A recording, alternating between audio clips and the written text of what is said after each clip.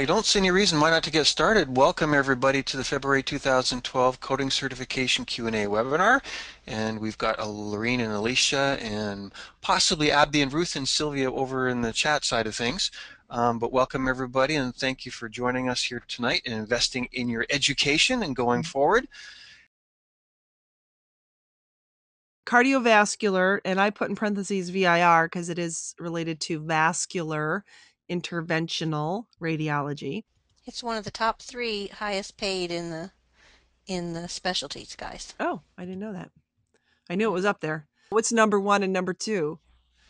Oh, well, actually, the top 3 are cardiology, oncology, and gynecology. And say it one more of time. course, oncology, cardiology, and gynecology, they were the top 3, but cardiology was number 1. Oncology was number 2 and gynecology was number 3. But if you think about those 3, cardiology, again, specialized, people are scared of it. You map out the heart and people are intimidated. But if that's what you're doing and you do it day in and day out, it becomes second nature.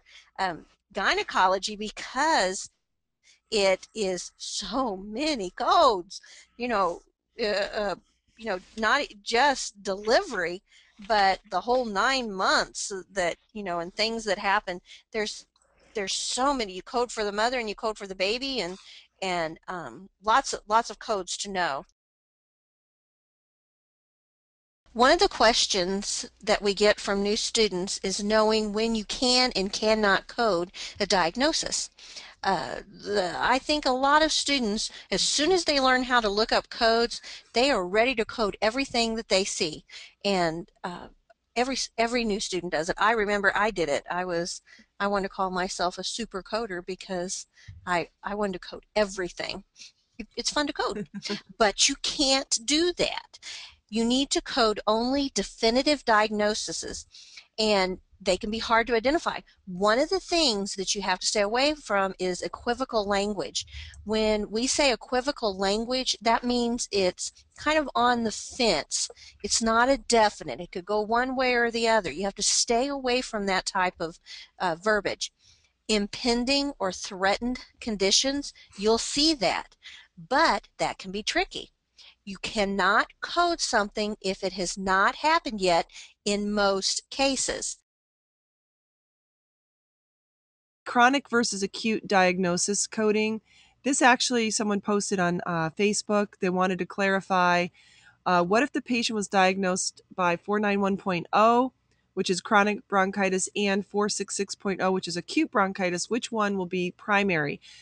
We have a poll. Maybe we can finish out with a nice poll to see what you guys think. Which do you think would be sequenced first, the chronic bronchitis or the acute bronchitis?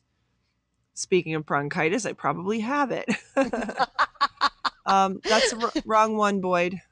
Sorry. Yeah, we skipped that one. To so many characters. Maybe we didn't get that one up there. No, that was one that I had put in there earlier and we didn't do it. Oh, there you go. There we go. So which do you think would be sequenced first? Chronic bronchitis or acute, if the patient had both? 50% voted. Yay, people are still awake 90 minutes into the call. Yeah, we've held people. Thank you guys for staying with us this whole time. I'm showing, I think, 161 are still on at the end. Amazing. Yeah, it's great. I'm surprised I didn't hang up when I started hacking away. No, they were looking at their code books trying to figure out how to code what you had. Now they know bronchitis. If there's anything that I've learned over the years, it's content that matters, not necessarily the presentation sometimes. Gee, thanks.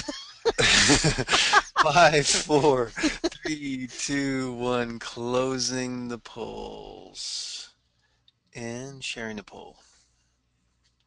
Okay. So 29% said chronic, 71% said acute. So I'm going to show you how I figured the answer out. It is acute.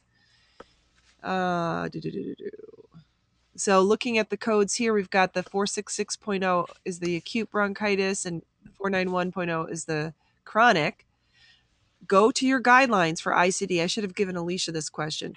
It says acute and chronic conditions. If the same condition is described as both acute and chronic, and separate subentries exist in the alphabetic index at the same indentation level, then you can code both and sequence the acute code first. So that's right from the guidelines.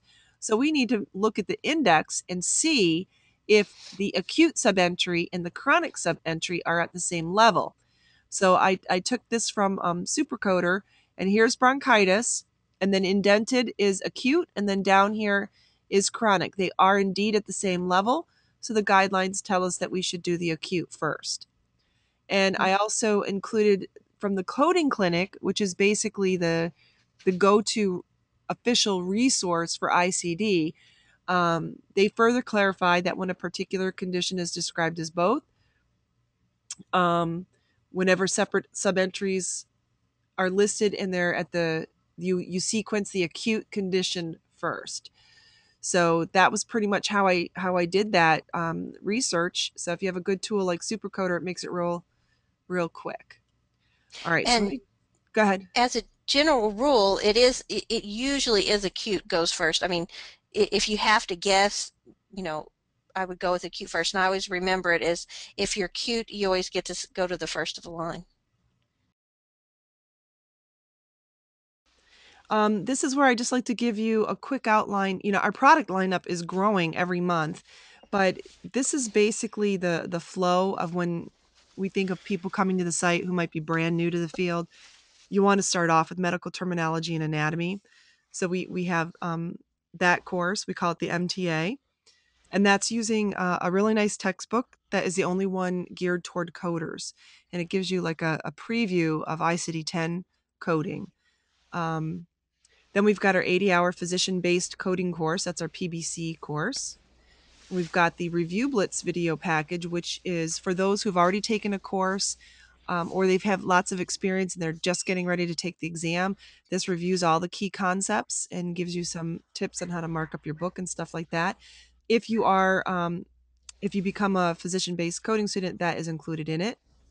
We've got a 150 question practice exam, and we just added, I don't have a slide for it, but a new deluxe CPC exam practice package that you can find on the website. And it's got 2 150 question exams and some other goodies.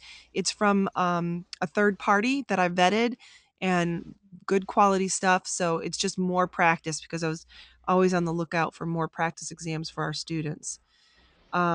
If you do the combination medical terminology and physician-based coding course, it includes everything, above. And we've got our CEU webinars for those who are already certified looking for continuing education units.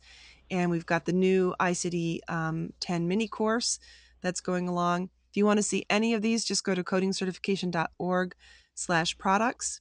And one thing I did want to show is we have a match for the special that they're currently, I think I put it down here. Let's see. Oh, here it is. AAPC price match special. Right now, the AAPC to the end of this month is having the same course, the same 80-hour course for $13.97. They're throwing in coding manuals, so we're matching their price. So, I don't know when we'll take that down, but that is available for anybody who's been on the fence trying to choose between us and the AAPC. And there's a good graphic on this sales page comparing us to the AAPC, the different things that you get. It's the same course as far as the textbook and workbook and all of the slides and everything that they give to licensed sites like us. But so we put their lectures up, but then you get mine as well, my video lectures. We give you up to a year to finish. AAPC gives you 4 months. If both of us, if you need longer, then you're just charged for extra months. We both have practice exams. We have the review video DVDs that's included.